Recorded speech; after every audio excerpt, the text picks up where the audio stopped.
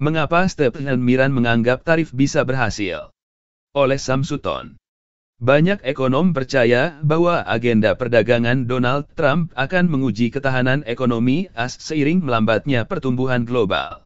Tetapi pilihan Trump untuk memimpin Dewan Penasihat Ekonominya, Stephen Miran, optimis bahwa kebijakan presiden akan mengarah pada penguatan dolar, yang akan menawarkan penyangga kritis terhadap risiko penurunan langsung apapun yang dapat ditimbulkan oleh tarif baru terhadap konsumen dan pasar saat pemerintahan baru bergerak untuk mengguncang perdagangan global. Sebagai ahli strategi investasi utama di Hudson Bay Capital Management, Miran telah membuat kasus dalam beberapa minggu terakhir bahwa tingkat tarif AS tetap jauh di bawah tingkat optimal, yang akan memaksimalkan kesejahteraan masyarakat dan pendapatan pemerintah.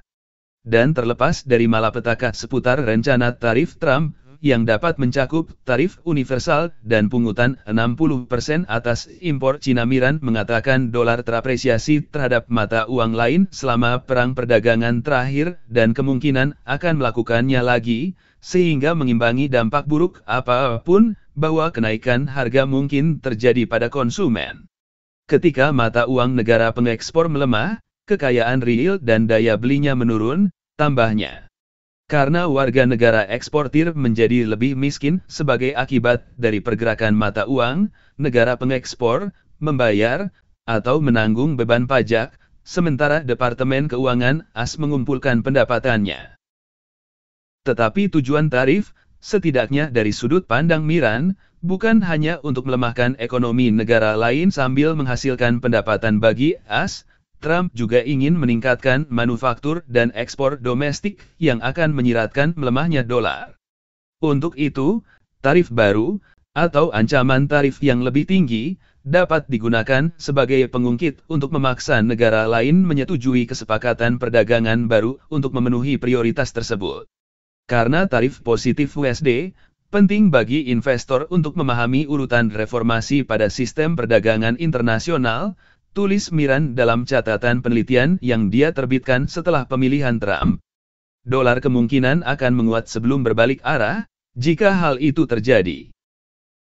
Mengapa itu penting? Urutan operasi teoretis Miran yang dia gambarkan sebagai bagian dari menu alat kebijakan yang tersedia untuk pemerintahan baru, adalah gambaran sekilas mengapa tim Trump memandang tarif sebagai orang kulit dalam perangkat itu.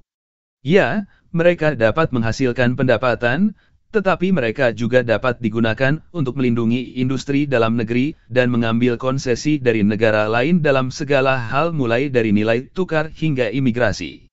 Makalah Miran juga menawarkan tinjauan tentang alasan ekonomi yang dapat digunakan oleh pemerintahan Trump kedua untuk menjual kebijakan proteksionisnya kepada investor Wall Street yang telah gelisah tentang elemen inti dari agendanya.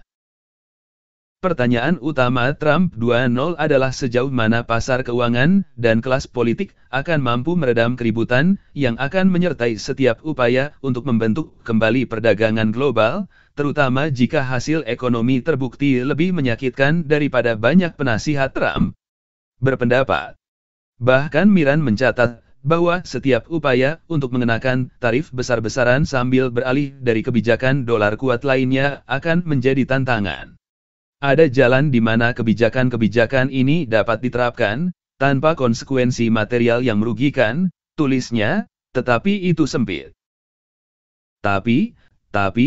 Tapi, menurut Miran, karena tarif efektif saat ini cukup rendah, pungutan impor yang lebih tinggi cenderung tidak menimbulkan kerugian ekonomi dibandingkan pajak yang lebih tinggi. Dan selama mereka tidak dipompa di atas tingkat optimal, dia mengutip penelitian yang menunjukkan tingkat tarif optimal untuk barang impor bisa 10 kali lebih tinggi daripada tingkat efektif saat ini, sekitar 2% lonjakan nilai dolar yang sepadan akan menjaga harga efektif barang impor relatif datar. Selain itu, pemerintahan baru dapat mencegah pembalasan dari negara lain dengan menyatakan bahwa mereka memandang kewajiban pertahanan bersama dan payung pertahanan Amerika sebagai kurang mengikat atau dapat diandalkan bagi negara-negara yang menerapkan tarif pembalasan. Pilihan treasury Trump, Scott Bessent, juga menyerukan perubahan kebijakan untuk menghubungkan keamanan AS dan masalah ekonomi secara lebih dekat. Miran melangkah lebih jauh, mencatat bahwa sikap serupa dapat digunakan untuk menyiapkan panggung bagi perjanjian mata uang multilateral baru yang kompleks, yang serupa dengan kesepakatan Plaza era Reagan, yang melemahkan dolar terhadap yen Jepang dan mata uang Eropa.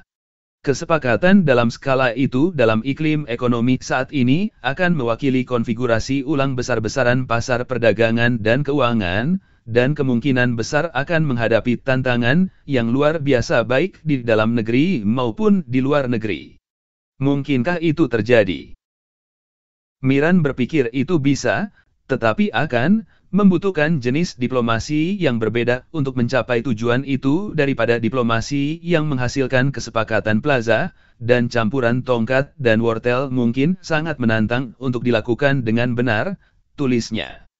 Kesulitan dalam membujuk mitra dagang untuk menyetujui pendekatan semacam itu adalah alasan yang baik untuk menggunakan alat mata uang setelah tarif, yang memberikan pengaruh tambahan dalam negosiasi, tambahnya.